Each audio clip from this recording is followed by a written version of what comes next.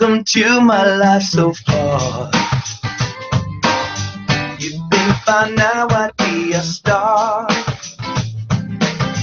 I may be long-winded, but hey, there's just so much I have to say. Maybe lick your lips when you're hungry. Maybe drop your head when you're sorry. Maybe shake a bit when you're worried. That's just the way. There was a girl that I let go.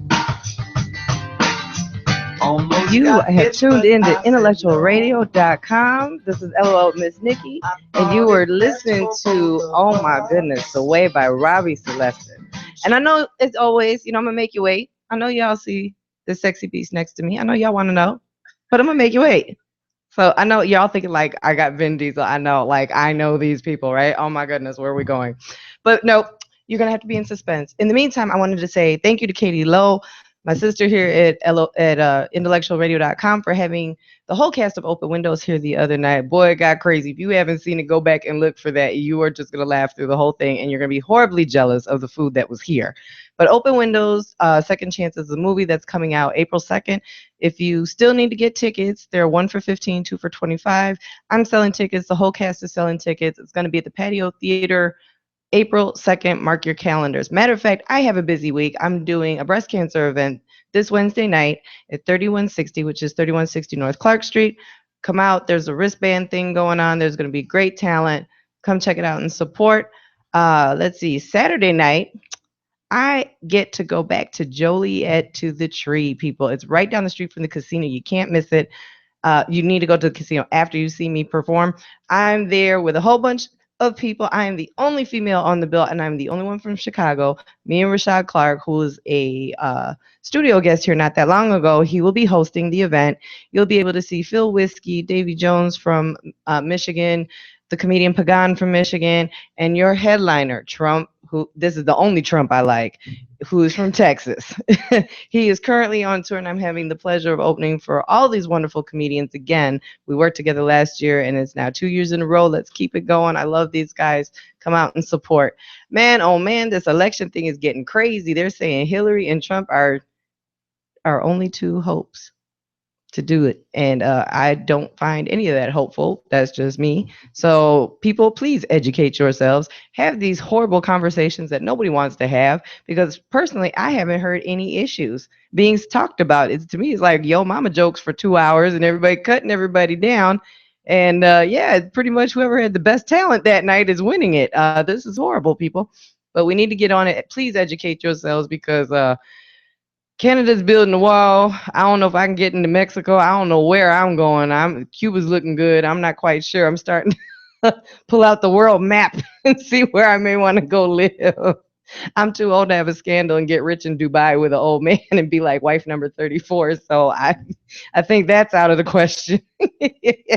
But educate yourself, people. This is getting crazy. We need to, revamp things, teach our kids about politics, teach our kids about money and finances, and how we gonna survive for this? I'm telling you, just in Chicago alone, the next 4 years is like killing us, much less what's gonna happen with the presidency. So have these discussions, people. We are gonna go to commercial, and I'm gonna let you know who this is, in a few. So get some snacks.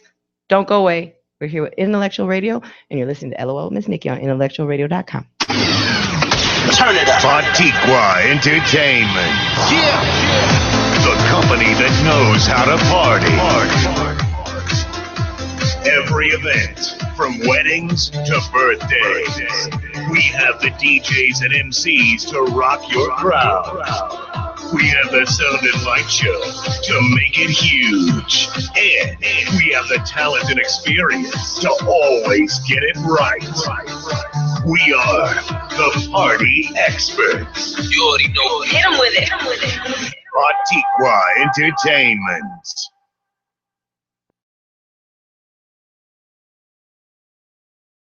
Get your insurance policy reviewed. The ladies at American Family Insurance will review and explain policy coverages, limits, and what they mean, so you can be sure you are properly protected exactly as you like and need.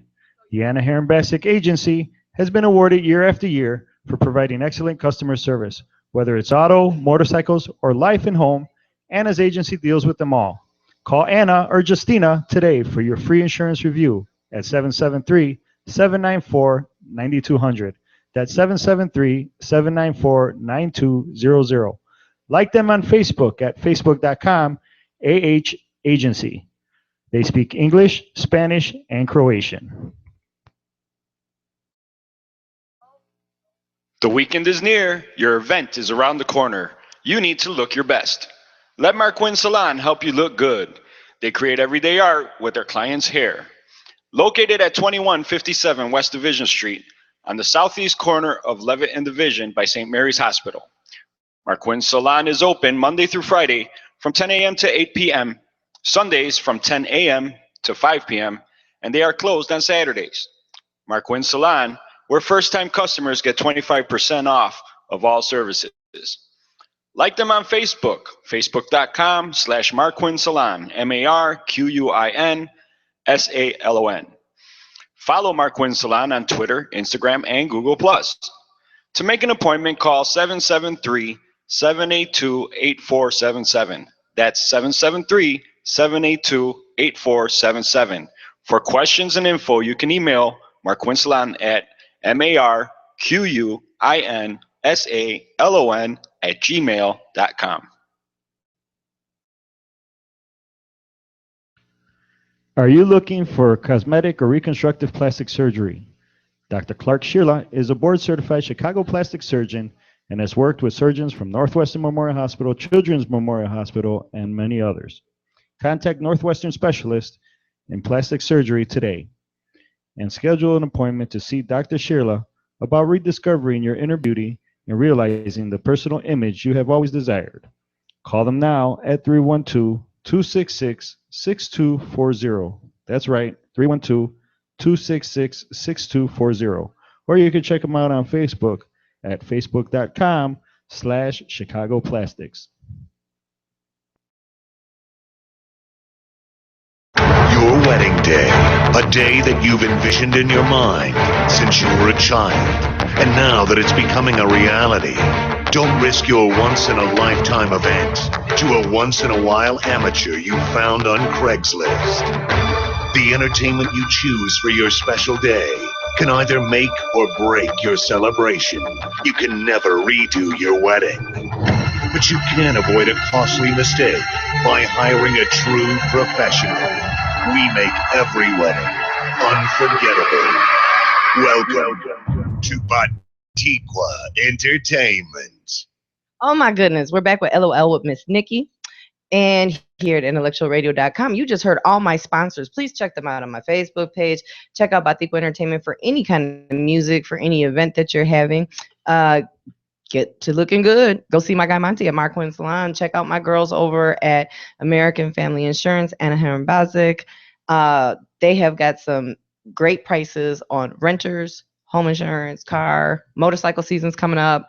You know, if you need life insurance, income taxes here, spend that money, invest in yourself. Nobody else will do it. Take care of that. And Dr. Clark Sherla over at the Northwestern Plastics, they have he's the head of plastic surgery at Northwestern. Oh, I'm such a fumble with words today.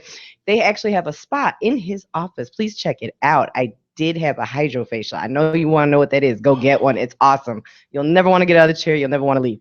They always have a menu of what they do for the spa.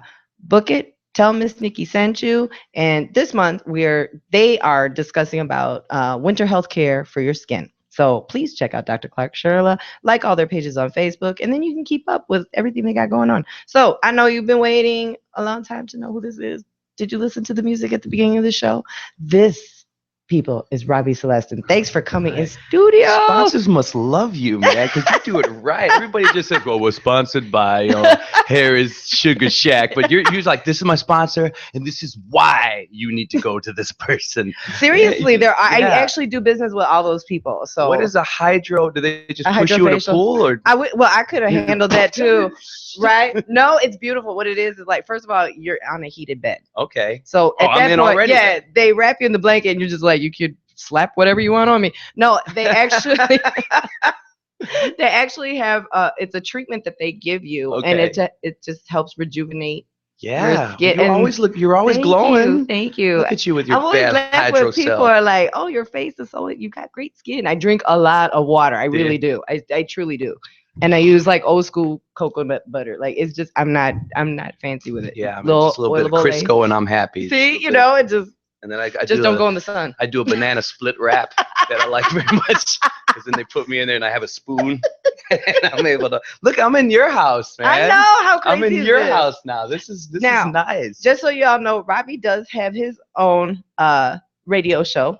Please check it out. What is the Yes, name it's of a your show? podcast called A Chatter of Fact. And if you go to achatterofact.com or any of you podcast listeners that have a podcast app, you can just find A Chatter of Fact. It's out there. And We have a funny story. she has a great, you were such a great guest. Yeah. You gave me coffee and cookies. I couldn't. Coffee and That cookies. was it. I was sold. I'm it's a funny. cheap date. I just My last guest was this lady named Harmony France, and she's such an interesting character because she wrote a blog about diversity in theater. You know, we need to see more color in theater, and she got so much. I mean, her thing blew up. wow. So I got her on right before the world attacked her. So I got her in my place. But the whole time she's talking about how they want me to be this slim, and they want, you know, you have to look this way. They want to And put I'm you in a just shoving box. cookies in her mouth, giving her coffee the whole time. He But, came out with the flavor creamers. Now I just have to have it in my fridge. Yeah. My husband's like, "What's this?" And I'm like, "You have no idea." Yeah, man. So you got to be fed. Yeah, I was sitting there. He had this cookie was the size of my head, and we talked for hour 10. I took the cookie with me. I couldn't finish it during the show, people. But the funny thing is, of how we met was I'm a Lyft driver. Yes, I know I don't do this. I Lyft this way, and I picked him up one day, and he had like dark glasses. I'm thinking, oh, this poor guy's hungover, and. I'm taking him to Soldier Field. He's really quiet, and you know, like most people, they get on their phone. They're in the car with me, and I'm thinking, like, does he know he looks like Vin Diesel? Like, oh, okay, he's got to know, you know. So we start having a conversation, and then I find out he's a singer, and then he found out what I did, and bam, here we are. So I had a show that morning at Soldier Field, and I was tired from the late show. you did the night before, right? Yeah. These races, I do almost all the major races in Chicago. Oh wow! And then the night before, usually if I'm somewhere and I'm getting home at like 3 a.m. because the shows run late. Absolutely. And then you got to be at Soldier Field at 6 or whatever, and it's just not nice. Yeah. Everybody thinks this lifestyle is glamorous. It is not, people. Yeah. It is not. Yeah. Tell me how long you've been singing. Oh man. Probably for almost 20 years now. My Wow. dad was a singer. Oh wow! And he, I might have mentioned this a little bit on your podcast, but he was a singer out of East Chicago, Indiana, with a group called the Enchanters. They got signed to Atlantic Records for like a minute. Oh just wow! Didn't make it. Didn't hit, but they had experiences, man. They did a show with the Jackson 5 right before they hit from Motown. Wow! Yeah, mom had little Michael on her lap backstage, No and way, yeah, that's the whole crazy. thing. So they had that experience, man. That is so cool. So much talent came out of that area. One of the guys that hires me, you know, lately a lot of my peers have come out of that area. Nicole Garza is one of them. A lot of talented people come out of that area, and it just seems that after the Jackson 5 hit, everyone in that little like south of the Chicago area, just, oh, we better practice. We gotta go. We're gonna be famous, you know. So much talent, man. That's amazing. But yeah, Jackson 5. They were right there. I still have the posters somewhere. That is so floating cool. around, Oh my yeah. goodness. So my dad still calls him Michael. You know, like yeah, you know how Michael was. You know, like yeah, you spent a couple hours with him, Dad. Like you at Christmas with him. Yeah, like, yeah. Slow down, Daddy. Slow down. Over Thanksgiving though. But no, so the singing thing is working out because it's so busy. I mean, I don't know. I'm probably up to. But did you start as a child? I started as a child because of my dad. Like he got out of the whole game for a while and just was a working man, 6 kids, all that. Six whole thing. kids. So anybody else in the family sing? My brother Paul dabbled, but besides that, No. man. So okay, let me get this. Like when you started singing, was it like that Selena situation? He's like, oh, they can sing. Let me go buy it was this more like, equipment. no, and come start on, the I'm trying band." to listen to the radio. Oh. It wasn't. He wasn't that guy. Like we're gonna get famous. He's like, come on, you're ruining my day. It wasn't. It was the opposite. Go sing somewhere else. Yeah, it was the opposite of what Selena did. And then I didn't. Man, one day he came over. my parents got divorced when I was in the 3rd grade. Okay. But he was a very involved. They had a Mhm. relationship where it's like, well, I don't like you and you don't like me, But but these you're going to see kids- these kids all the like. So he was there. I didn't know what it meant to have that whole. Oh, you only see your dad on the weekends. Yeah, he was. Every Well, that's other good. day. You had the support. Yeah. So that was a good thing. And one day he came over and he brought all these guys that I've always thought of as like uncles, because the guys that I grew up with, that he grew up with, and they sat around the table in the living room and they sang the Temptations version of Old Man River a cappella, and it just knocked me out. And I thought, what's going on? I need to know. And I went to my mom and I said, I want to hear all the records. I want to hear Dad's records.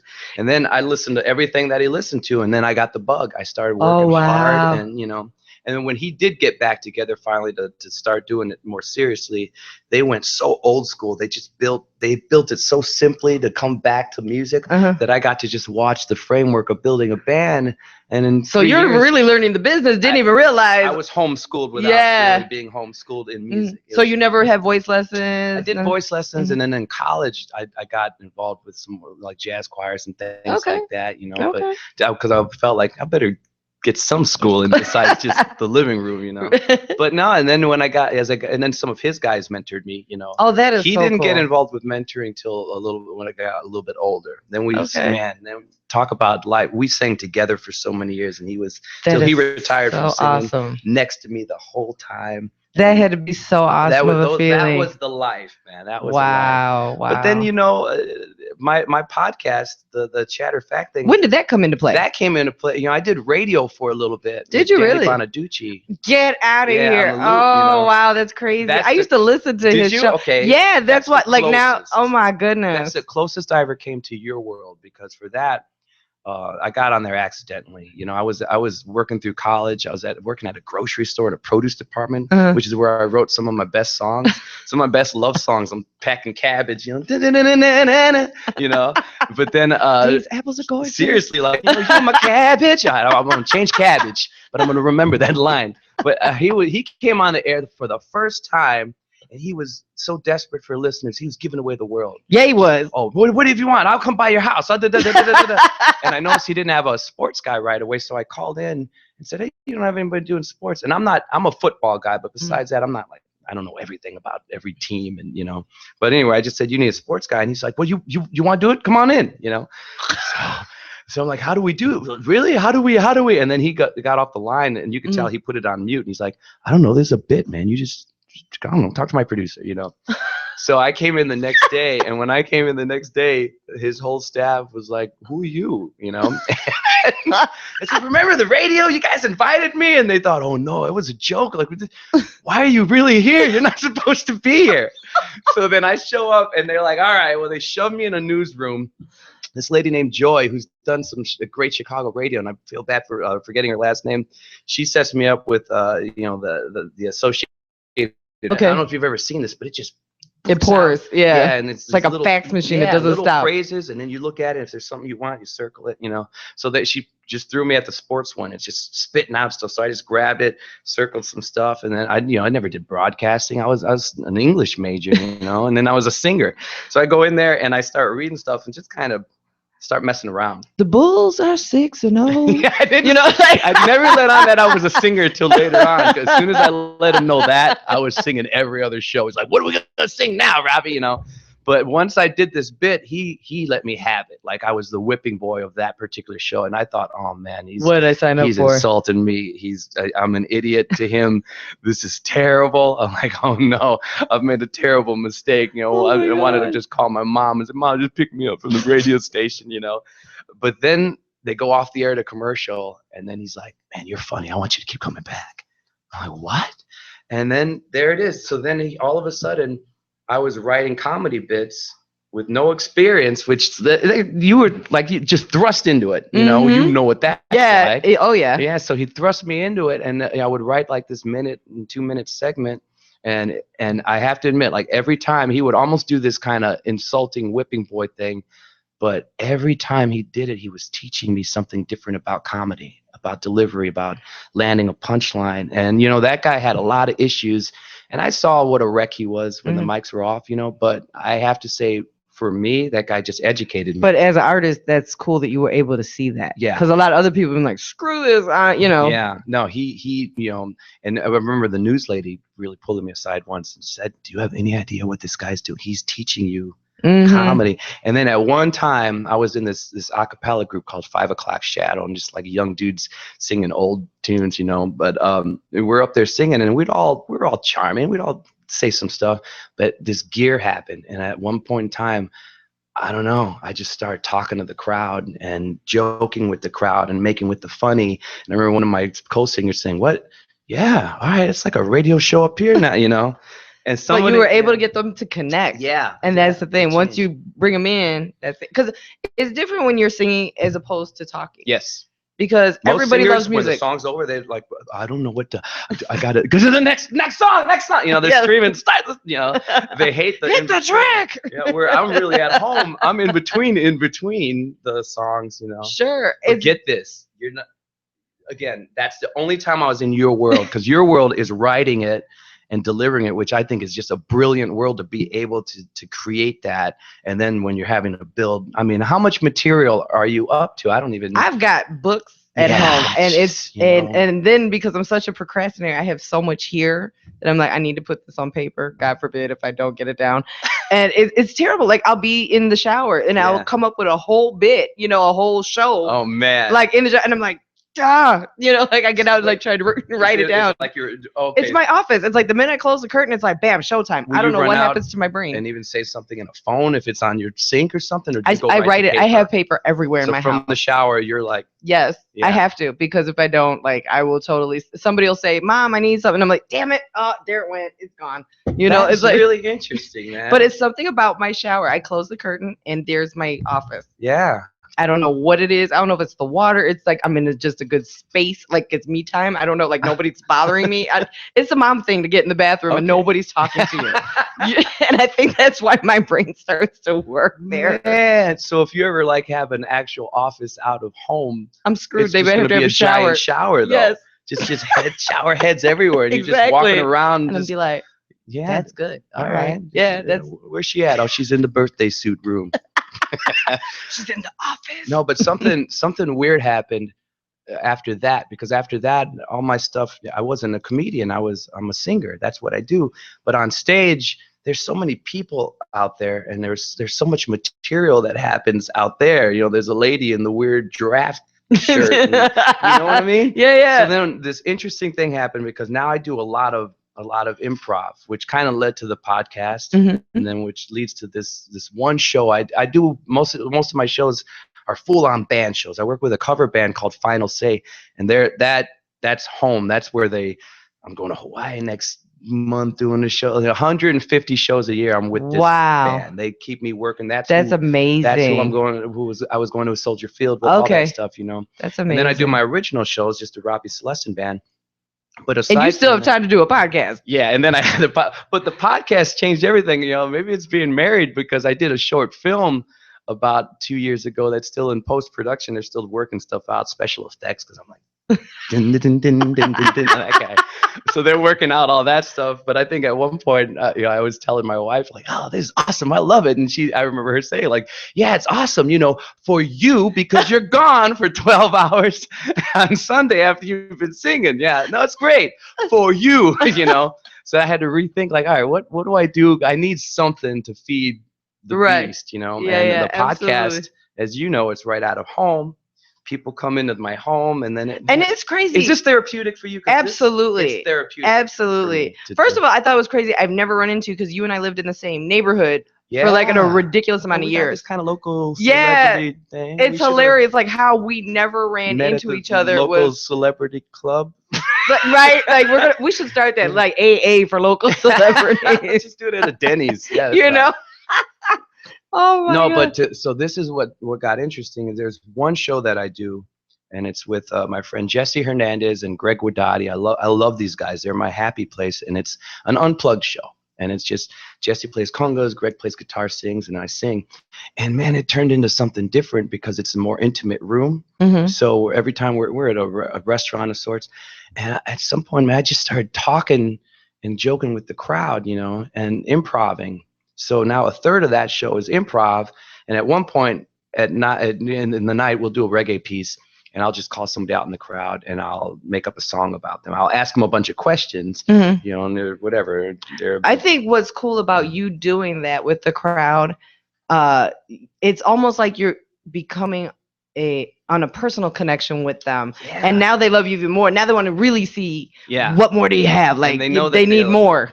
They'll get that experience, and they'll never hear the same. There's same very thing few again, artists you know? who sing that will talk about their band or anything, like how they got here, why we're here, and you know, it's always give it up to the drummer, you know, or whatever. You know, but you doing that, you know, you're really reeling them in. And then by picking out like a certain person, like, oh, I know you're a dentist, you know, and then all of a sudden I'm like, you know, I want to meet you in the rain, give me Novocaine, you know, whatever I come up with at the time.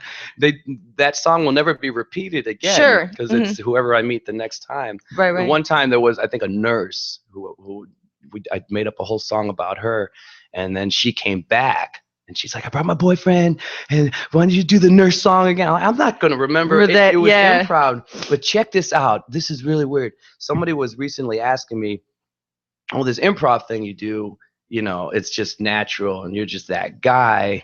And maybe I would have believed that for a second until I was out with my good friend, Nicole Garza, who I've mentioned to a lot of people because she's just one of the best singers I've ever met in my life. She was asking, does it just flies off your head all the time? I thought, well, I guess, but no, you know what? Anybody out there that wants to improv, there's a method to the madness. When I was doing the radio thing, I would get the newspaper and I would try to find the funny in the day, and then I would write the joke, and then I would get to the air, and all of a sudden there it was, you know. And I started to notice Danny sometimes. One time we met for breakfast one time, and this chef was screaming the whole time he's cooking, "You Danny Partridge, Danny," you know, and I could tell Danny was annoyed by it. So annoyed by it. And then Danny drove me in from that place, Johnny Rockets, into the studio, and he's like so angry, and I'm laughing. I'm like, is this your life? Like, you go to get pancakes and they call you Danny Partridge, you know? And then he says, yeah, that's how it is. And by the time we got in this 5 minutes from the drive to the studio, he said, meet me at the top of the show, which I'm never usually at the top of the show.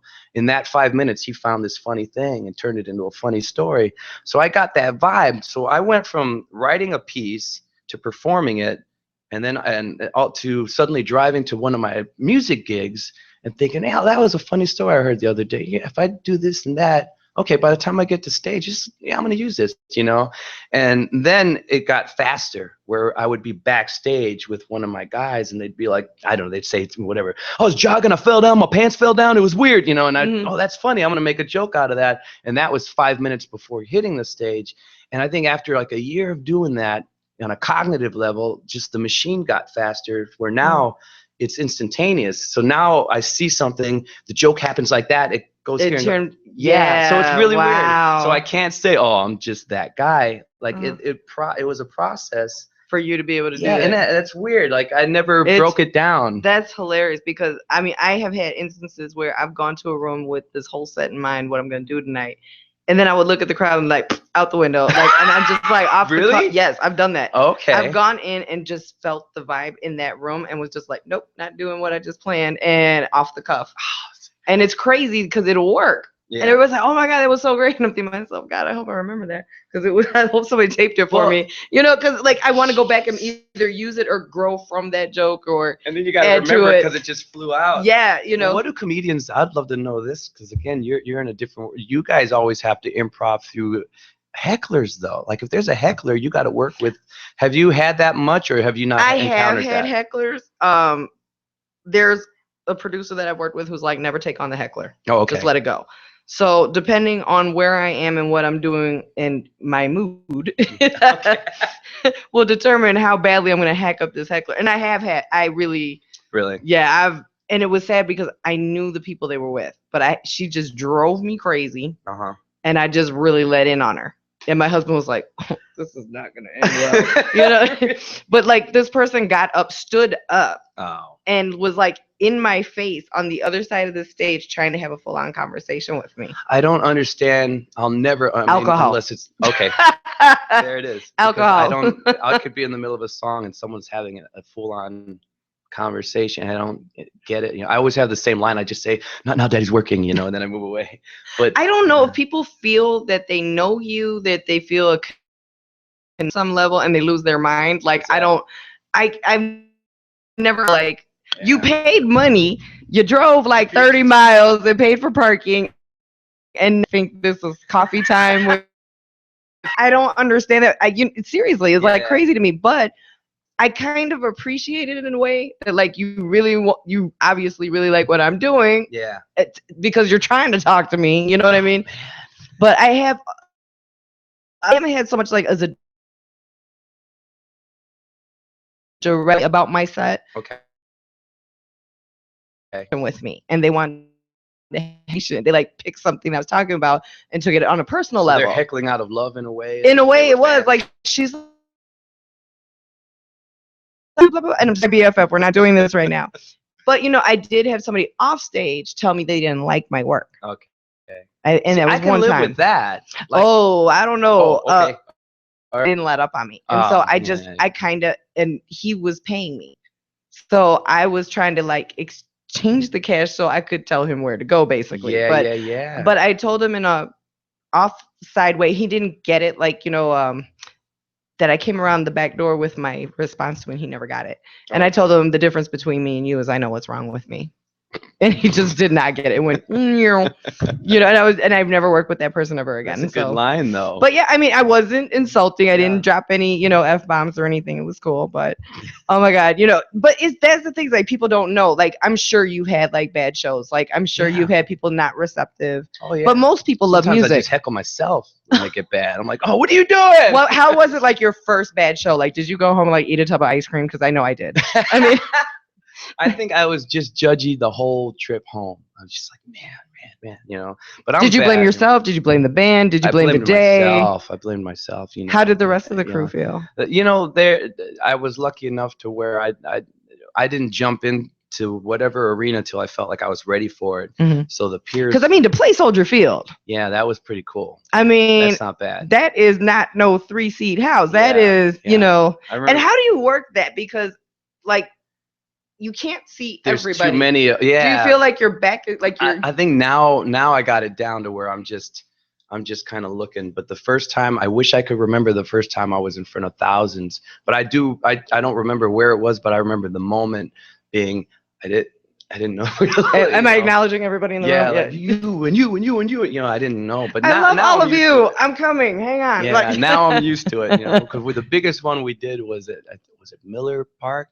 There's 20,000 people. That energy must have been crazy. Oh man! Yeah. Like you didn't sleep for a week off of that adrenaline rush. Were waiting, But now, I got this thing, and I think singers. This is a singer problem sometimes, where if the crowd's not in it, then they're not in it sometimes. And I'm talking about more of your local singers like me. If you're a celebrity. Well, they paid all this money. They're going to be in it before you even walk. Oh, around, yeah, I mean? Absolutely. Yeah, so, if it, Usher doesn't have that problem, But I'm just saying that energy from that crowd screaming and hollering that they're coming on. It's amazing. You must never feel the stage. You just float out there. I have to say, like, I owe a lot to my dad for this.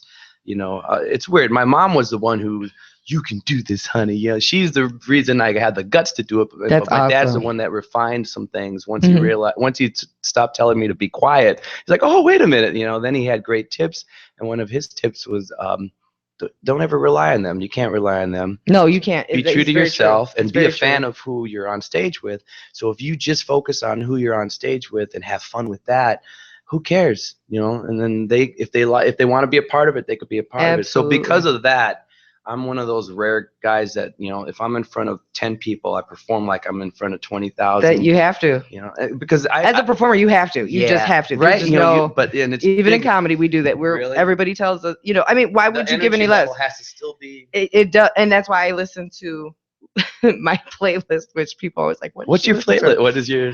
Believe it or not, it's ghetto house music. That gets me. Woo! I come out there like, yeah, she's here. I'm like sexual chocolate, and I'm like stopping the ground, like, and I drop the mic, like I'm just out there, like, you're gonna love me. Your queen is here. You're this so hyped, like... you drop it before you even start. All right. Oh wait, I have to do my show.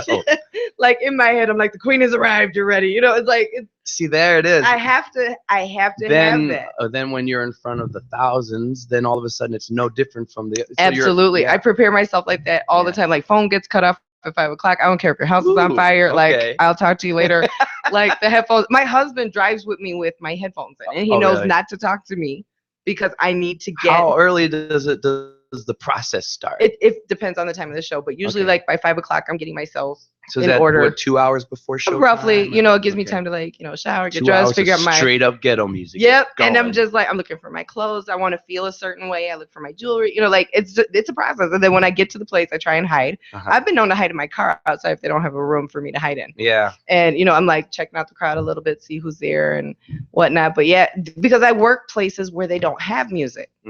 So it sucks to come up on stage to nothing. Oh yeah. You know what I mean? So and the crowd has already watched like 3 or 4 people, and they might not be that great. Theme song, man. They might not be that great, the people before me. So I really need that energy. Yeah. And there's been nights I've worked where like the waitress, it's me, the waitress, and the bartender, and like a couple other people, you know, and the waitress is looking at me. I'm like, she ain't clapping. She's like, pay your tab. You know, it's like, she's not watching me. She wants to make sure I'm not leaving. You know, that's what it is.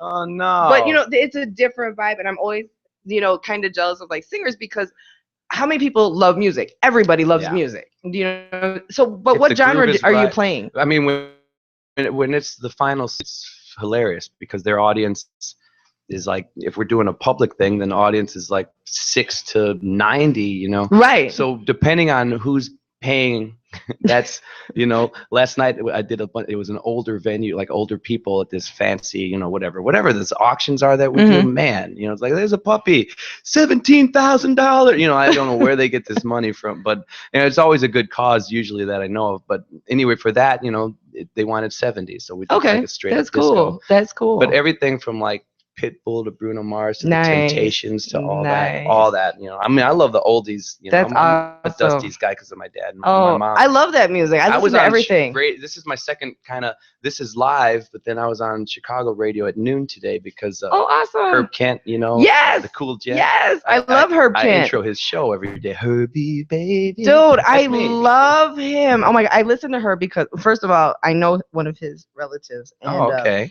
He's just been around forever. Forever. This man, and I just love how he argues with the people in the studio because when Herb's there's like, forget everybody. I don't care who you are. I'm Herb. I'm the king. Let me have that. Let me be that spry because I mean he must. I love what he says. He just says whatever he wants. He has no filter. He is not 20. You know, I mean he is up there. Oh yeah. He might be. I like the last time I saw him. The last time I saw him was when I recorded the piece for him. So, but I get mad at him. I think he's 160. I think on a good day, right? It's like I just get mad when he puts the 2 records like to battle each other. Battle the band, and I'm just the like Delphonics versus and I'm just like, but I like both of them, Herb. You're killing me. I'm in the car like, you can't do this. This is wrong. Oh, that's messed up. But yeah, he just that's why I'm drawn to him every week. Every Sunday at noon, you'll hear me singing his I did not know that was you. Yeah, so now so I've been listening to that Herbie forever. Baby, Herbie baby. Da, da, da, oh, that's awesome. How is he off radio? Is he the cool. same person as he really is on cool. air? Yeah. Okay. He was really, really cool, and he just, you know, he is so smooth. He's. I mean, when I saw him, it was off the mic. It wasn't on the show. It was off site somewhere else. He used to do a stepper set years ago. Yeah, I haven't gone to those, but I that sang was a long time ago. I used to sing backgrounds for some of the older acts on occasion, and he would be the host too. But this was just Monday afternoon at some studio, and he still showed up clean. You know, he's somehow. He's probably done. I bet you even when he does radio, you don't need to look good. You know. Yeah, I'm telling you. Probably still just. Right, he's hang my jacket up. You know, like. But talk about energy all the time, man. That dude, you know. He's amazing. He's such a legend. If you don't train yourself for that, then I feel like you're first off, you're not going to be ready when you're in front of the masses, and secondly, you're cheating the smaller crowds. Like you're cheating those but it's crowds, like he's cheating. You would be cheating yourself. Yeah, you know what I mean. Oh, and wow, absolutely. Yeah. Look at you. All right. Okay. Well, no, I mean this is how I look at it like this. You know, yes, I have a radio show. Do I have millions of people listening? I hope to one day. But if you don't bring a certain level of professionalism all the time, Like if you are not, I miss Nikki unfortunately all the time. I do take a break, of course, at home and whatnot. But when you're performing, you have to just bring it. It doesn't matter. I'm like, I could have 3 people watching right now, but I'm still gonna be Miss Nikki. You set that standard. You have to. My daughter always says, "Mommy, you set the bar really high." Good, man. That's what she always tells me. I mean, Oh, thank you. when you came on to my podcast, your episode must be almost 2 hours, which it was 1:10. Was it? Yeah, Okay. 1 hour and 10 minutes. Okay, because it's they're always lengthy. That's how the podcast always. Most of my listeners are they put it in when they're driving or traveling, or some people say at their office. I don't know how they even pull that off. But I thought it was like so cool. I like had the best time. I mean, it was just like we were just having coffee. But man, you had great bits. Like everything, every piece of conversation was like a lobbed ball, and you just bam, bam, bam. It was so good. Do you remember the first like 10 minutes before we even started? I kind of had to tell you to shut up. Yeah. I'm like, you're being too interesting. Like, wait, never mind. I don't want to talk to you. Save it for the mic. Save it for the mic. It was like, save it for the ring. Save it for the ring, because you were already cracking me up. You've had people tell you the same thing, and you're probably like, you don't see it. Yeah. You don't see. And I did an interview with Channel 2 that aired, and they followed me to Joe's to do a comedy show that I was doing with Mikey O. And it's like I don't see myself. You know what I mean? Like I'm talking to them in the green room before the show. They mic me up. I get out there, do my thing. I come back, and the guy's like, "You exploded on stage." And I was like, "What?" I'm like, "What do you mean I exploded on stage?" Like I'm like, "Me? Really?" I'm like, I didn't feel like I did anything. I like the term too. I did too, but I was just like, I didn't feel Any like different from right. Yeah. So I'm sure you have had the same where people are like, "Dude, that was like the best show," it's and you're weird. just like, "What?" I know, I wouldn't. I know a guy who specifically waits for the big crowds. I haven't seen him in a while, but this is hilarious because he would just phone it in when he's in a smaller room, And then the one time he opened up for me, he opened up for me at some festival. And then finally there it was, maybe there were like 500-600 people, which way more than he'd been in front of. So then it was like, oh, now it's go time. So he just went for it. And, he's working one side of the stage. He was doing kind of the rapper walk, that thing. Like, I'm not sure where you're going or where you're headed, but they do the walk. Yeah. But either way, he was moving more than he'd ever moved before because he thought, oh, now there's a crowd and they're in it. And halfway through his set, he was so tired. And it's just the conditioning alone. If you do it every time, you're not going to get tired when you need to do it or when you have that bigger crowd. So even that. When you started, did you ever like as a comedian, I've gotten paid in hot wings, trust me. Like, I just want to like as singers, like, have you ever been somewhere and they're like, well. When I first started, my first gig was at a festival and we got food tickets. I think we each got like $10 in food tickets. That was our pay. Well, and at the time, I don't know. I was probably 16, so I thought, okay. So you were just I got a gig, and we're gonna be on a stage, and this and they fed us. This burger represents me being a singer. Yeah. So it was, and then after that, I got lucky, man. For some reason, I got the right people saw me pretty early on, so I was making money fairly early on. Not tons, but more. You weren't getting the comedy situation.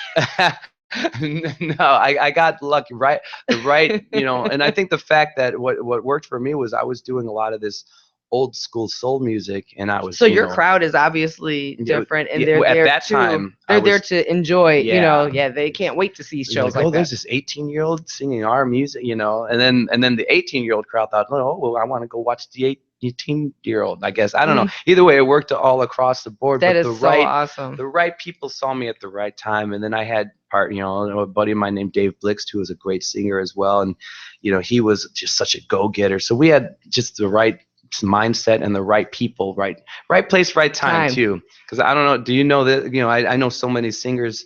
I mean, I think I'm good at my craft. But you're awesome. I love listening to your stuff, and like I said, you're booked everywhere. It's been a busy run. It's been crazy. So, but I know so many singers that are just as good, and they're telling me I have one gig for the next 2 months. So it is tricky, man. Yeah, absolutely. Level of success. Now, have you performed with somebody that was like on your list of people like you have to perform with one day? Oddly like enough, your dream list. I mean, I got to meet some of those people. Like I met Smokey Robinson, and that was my God. That was just it for me. You were over the moon. But there's a song that maybe only a small amount of people know. It's by this group named Tierra, and they did this old soul tune. And in the 80s, They got a Grammy for it. It was called Together. Together, baby. Together, baby. And they were great. And they were, that was at the time, that they were a real big deal to me. And they only had, they were like a one-hit wonder, you know? Wow. But years later, it was a Latin group that did old soul music. Mhm. Years later, my band called Timepiece, which is kind of the band that got me on the map, you know, and they were a funk R&B band. They that was a great band. All these old dudes, including my dad, and then they pull in this 21-year-old. And I'm like, nobody's doing these old songs. Like, we're going to these places where they're just playing the modern dance. If it's a good song and you do it well, they'll like it. And the first time, like, a hot little 20-something blonde-year-old came up to us and asked for Al Green, I thought, wow, it's working. Like, That's awesome. But anyway, we did a show. It was a showcase called Latin Legends Live, and they brought all these Latin bands in. Malo, which had Carlos Santana's brother in it, a song called Suavecito Mi Linda, all these big hits from this time, right? And Tierra came on there. So the guy that I'd been listening to, just a singer that I'd been listening to forever, was there. And we got to know this one group called Malo because they opened up for us once. So when we were put on this showcase, we weren't on the big stage. We were in the small offshoot room for after the concert. But they saw us, like, oh, you guys are those guys. We hung out with you, blah, blah, blah. So what they did is there were 5 bands from LA on this stage, and they were big deal groups, you know. They told the whole crowd of thousands of people, like, our buddies Timepiece are in the lounge, and now that this show's over, we're gonna go see our buddies, you know. And this is a 3,400 seat theater they were in, right? So then we're in this lounge. That's a huge lounge, but it's just, we're singing to 5 people. And all of a sudden I look over, and you know, they're still in their shiny outfits, and they come running in. And one by one, my band was replaced by Malo, El Chicano, and Tierra, by their members. And I'm singing with these singers that have sang all these hits that I grew up listening to, you know. That's amazing. And we did Just My Imagination, but we went into all these oldies, and I just arranged this kind of oldie thing, and I kept cueing each of them, you know. That is so cool. The dude that I didn't, the dude who sang for Tierra, who I'd listened to him, but he didn't come up and sing. He watched the whole time, and I came and just said, oh, I wish you would have sang, but I just need you to know, when I was a kid, I've listened to what you did in this song Together by Tierra, and it just meant everything. And he just put his hand on my shoulder, and he said, I couldn't. He said, I couldn't come up because these guys are celebrities. They don't know you. They don't know who you are. And they came on your stage, and you led them. He goes, you led this jam session, and they followed you because you were so commanding and your voice was so good.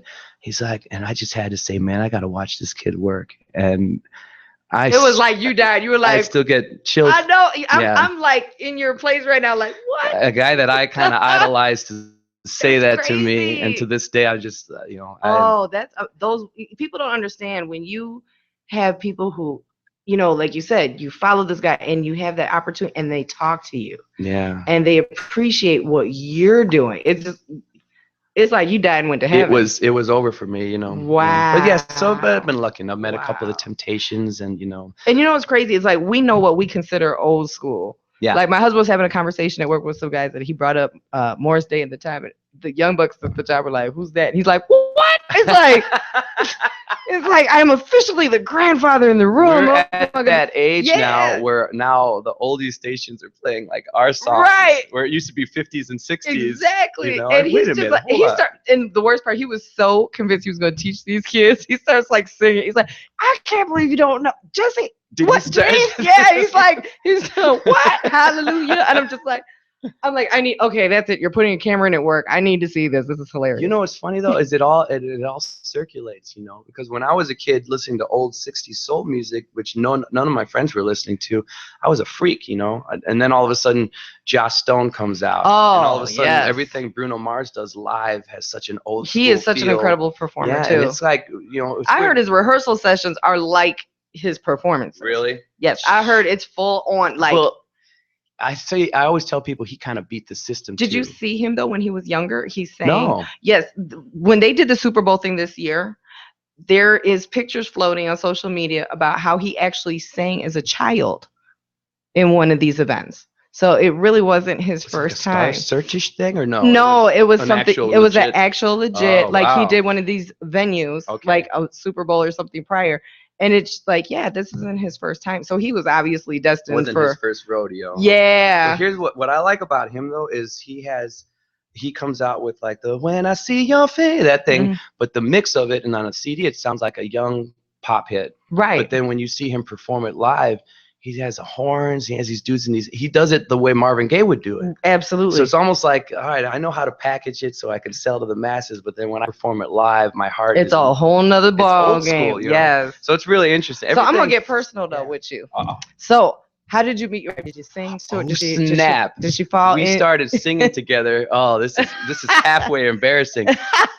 I was living the music life, you know. I was dating around. You know, I do remember I wasn't necessarily the guy that would just pick up girls at shows, because at a very the young, rock star thing. at no. a very young age, when I was first put in front of this huge crowd with a lot of women screaming and doing things, I remember going behind the stage and they didn't have a true backstage area, and they all start filtering backstage. And you know, I was in my early 20s, which would have been like, it's a buffet. The buffet, I don't have to pay for the buffet. The buffet's coming to me. Like, I just got it's like- paid. yeah, It's like they're loving me. yeah, it's like, I wasn't married. You know, I was still single, but I mean, at the time, yeah, it would have felt like, this is like, I sat down at the table and now the buffet's showing up, you know. But instead, I took off. I booked and I ran, because something changed in the middle of the show. They were screaming so loud that I didn't feel like they were taking in the art. And first and foremost, and I loved women, but I love music and I love singing, and that's the most important thing to me on stage. You know, it's even more important than cheers. You know? Oh, absolutely. And you know, I felt like it was getting lost, and all of a sudden it hit me that, wow, these people don't even know who I am. You know, the girls just anything in front of a mic stand, and from that point on, I stopped. You know, but I still dated around a lot. I managed to find a way still outside of the gigs. I dated a lot, and what happened was, I get this show singing backgrounds for some oldies acts, and we were doing some touring, and I was telling my mom, I came to my mom's for lunch or something, and said, oh yeah, they have this girl coming on, and I'm gonna have to work with her a little more personally, because they want me to give her the vocal parts. She's a beautiful girl, you know, da da da da da. And I had met her a year before. I actually gave her voice lessons and never saw her again. No way. And then she ended up in this act. And anyway, I'm talking about this girl to my mom, and my mom says, don't sleep with this one. And I thought, what? So then I thought, oh, game on. Good woman. Yeah, I love you, Mom. And I thought, game on. All right, what? Did you throw a gauntlet? Right. I will not then. This poor girl, she knew me better than all these other guys, and she would show up to the rehearsals, and it's always nice. Everyone's giving hugs, you know, and she'd come up to me, and I was the only one she actually knew, and I, you know, what, good job. I was the only one shaking hands. She would come As you're hearing Mom. She would come to my apartment, my single bachelor pad, which was designed to get women. Like, you almost walk in and like, as soon as you shut the door, it was all like, oh, the lights seem really like, hey, what just happened? Like, it's just designed to seduce and You're at the entangle your Quagmire heart. house. Yeah. Well, this girl would come into my home. This beautiful girl named Janice McAleer at the time would come in, and we would get right to work. And then it would just be this whole, like, you know, all right, well, thank you, good job. Ooh, that was a close call. So what ended up happening, though, and it's sappy and it's romantic, but we start talking on the phone about whatever's going on with this touring and all this stuff. And then all of a sudden we'd start talking for hours on the phone. And I can honestly say that I fell in love with her over the phone, you know. Aww. And all of a sudden, I was just so enamored and so taken by her personality and by her sweetness. When she walked in the door, she was already gorgeous. She is gorgeous, you know. It's, you know, she's out of the singing game now. She just doesn't have that bug anymore. Okay. But it's always weird, you know. She sings backgrounds on my CD, so I usually put her in the original shows. But she's a little finished with that. But I keep telling her, like, honey, just for marketing alone, you know. But she gets you, so she understands. She dated me when I was in the middle of this whole thing, because I know how to play the game. I know how to go, and I'm gonna go and talk to every table. I'm very flirtatious too with my jokes and everything, you know. She knows the whole thing because she saw that guy before we were a couple. And she saw that's the guy. She saw that guy wasn't taking any of them home either, and that's a whole different ball game. Absolutely, you know, because I'm not as interested. They don't know me. Exactly. Well, no, the thing is, you know, you're on tour, you're married now, you have a child and whatnot, and it's hard. You know, it's very hard to have somebody that is good with what you're about to go do. Just go swivel your hips, honey, and go make that money. Make that money. I think she's switched from like, who you talking to in that, who's that girl, to like, you missed one. Get her. We're not getting paid until you talk to that table. They gotta come back. She's looking at your likes on Facebook, honey. These numbers are just, we need to have a talk. Yeah, she gets it, but I think she God knows bless too. her, man. And I never want to give off the wrong impression, because I appreciate everybody who comes to the shows. I'm not a phony, but this is your bread and butter. I want to give as much as I can give to everybody that's it's at the your shows. passion. It's your baby. But at the end of the day, too, this is paying your bills. Yeah. But I mean, what I'm saying too is I'm not saying that the people that are at shows, they're not just numbers to me. They're really important to you. They really do mean a lot to me when I'm talking. It's a lot of times it's such a great thing to be able to like experience these little. I get these little 60-second peering into this life, a little 60-second peek into somebody's world, and then I get to move on, and I'm like, wow, I wouldn't have experienced these 50 people. I mean, because I can probably only hit up 50 people that I can't get. But the without whole the fans, there's no Robbie, and you get that. Yeah, I'm like, and that's the thing. It's like you have to. They're the reason I'm up there. Absolutely. I mean, and there's been times, trust me, I have done shows, like I've told you, after chemo or whatever, and you have to stay and meet the people. Yeah. There's times I'm just like, oh, my bed. And, but I do stay. And it's an adrenaline rush. It's always, like you said, interesting to know how you have affected this person. It's something. And, when you get because it's weird, when they get overly general, I try not to focus on exactly what they're saying, because there's always this like, you're the best singer I ever met, or you should be on The Voice. I don't want to. I'm going to say this now for the public. I don't want to be on American Idol or The Voice. I'm too old for American Idol anyway. I don't want to do it. I'm very happy, everybody. I'm where doing you're well. at. Yeah. So maybe we could put a stop to The Voice comments from now. And I love y'all. But yeah, there's a lot of. I don't carry a jar for nickels every time somebody asks you about. They got to drop a dollar. There you go. There you go. But cover the gas for the tour bus.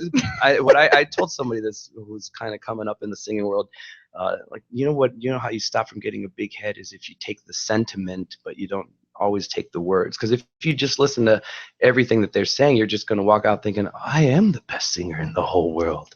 She said so, and so did 5 of them. I think it must be true if they said it, and I'm not, everybody, there's always something to learn in the craft. Have you been stopped on the street? Like the people? Not on the street so much as if I'm, because you and I, we laughed about this on the podcast, because it's not like when somebody who gets the wrong impression with the CD or, he's a film that might be coming out, they think I'm bigger than I am. And when somebody says, oh, you're kind of a celebrity, aren't you? If they don't know any better, I always tell them, no, I'm a semi celebrity. It's a small circle. I mean, good stuff is going on. Absolutely. My CD is sold around the world, but it hasn't sold millions, but it's there. But so for you and I, it's like, it's this small little window. Like we can still go out and get coffee. Yeah, and but nobody will know us. At a restaurant or sometimes like at the mall or something, and it's random. Most random. Yeah, maybe. I mean, I don't know. Twice a month it'll happen to me, but really, that's cool. But it's not like it's usually really nice.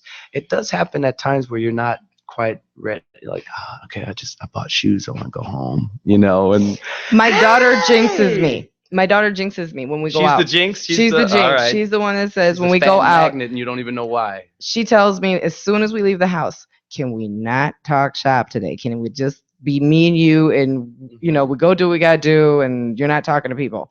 Bam, I go into a store. I just saw you. Oh my God. And she's like, oh, here we go. That's when it happens. It's not like I could just go out in the street. I have to have her say it, and then all of a sudden they're rushing me. Now, is your daughter looking to be like daddy? She's been playing piano for about 3 months and knows music probably better than I do at this point, and she's very smart, and she has a great voice because mom was a singer too, Yeah. But I don't, it's hard. It's too hard. It's too, and the music business is getting harder all the time. You're kind of starting to see what your dad was seeing. Yeah, probably. Yeah, man. Now that you have a child. Thought, you're blowing my mind. See? No, it's that mama thing. I get it. About that. My daughter, so people I think about it too. I tease her. I'm like, do you want to ever do comedy one day? I think you would be great at it. And she's like, I don't like talking to people. She's like, I'm like, I don't like talking to people either, but I love talking to a crowd and making people laugh. I was like, it's different. It's not like, It's way different. But believe it or not, our time has come to an end. I cannot believe it. Like, I need you like 3 more times so we can like cover the whole thing because it's just so much going on with you. My only plugs are just go to RobbieCelestin.com. I have new music. Facebook page, any I mean, if you go to RobbieCelestin.com, all the links are there to my Facebook page and all that stuff. The Facebook thing is probably where both Facebook and the website you see all the dates. Now, are you doing festivals here anytime soon that people can come out and see? Yeah, I mean, I can't. It's weird because they're all coming down the pipe right now. Like this coming weekend, I'll be out of town. Okay, you know? where are you gonna be? No, Wednesday. You know what? Wednesday, I'm gonna be just 30 minutes outside of the city at a place called Jalapenos. Ooh. A restaurant. Can't miss it because it's a giant jalapeno. Oh my god! But the good thing, I'm glad that this show is what's coming after my episode with you because it's the improv comedy vocal show. It's the Unplugged show. Oh, so, nice. Okay. Jalapenos in Cherville, Indiana. And again, I'm very Googleable, so you can. Cherville's really nice. Go check them out. Cherville, if you're listening, you got to be there. Boom. All your other stuff will be wherever he posts. I'll be posting it as well on LOL with Miss Nikki my on my CD's Facebook page. iTunes and Spotify and you all. must check out his music. Absolutely wonderful. Great for any occasion, any age group, which is awesome. I love your music. So, as I always tell my audience, before we go, you must laugh till you cry or cry till you laugh. But either way, keep laughing. And we're going to go out with Robbie Celestin's The Way.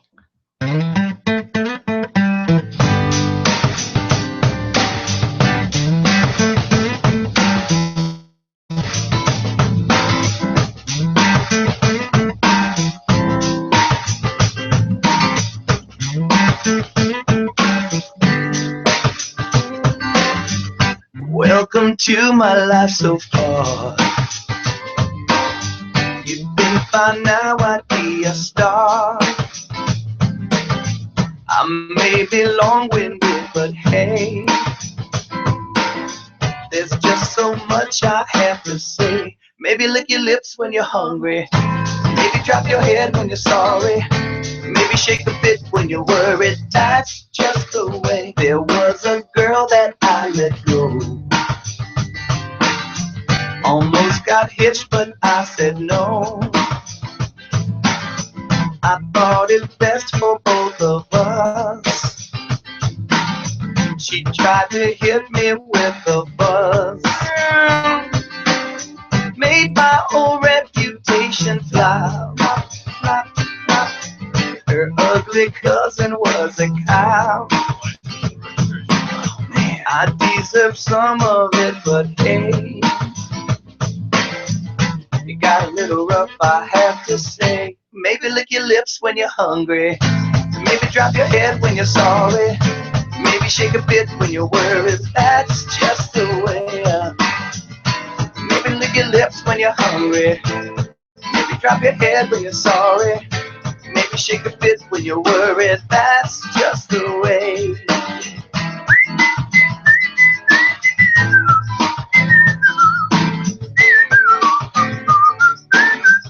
Welcome to your world tonight. Some countries always want to fight. Why don't we settle it in a ring? Don King can promote the whole thing. Hey! We gotta set our lifelines straight. Put in some love, take out the hate.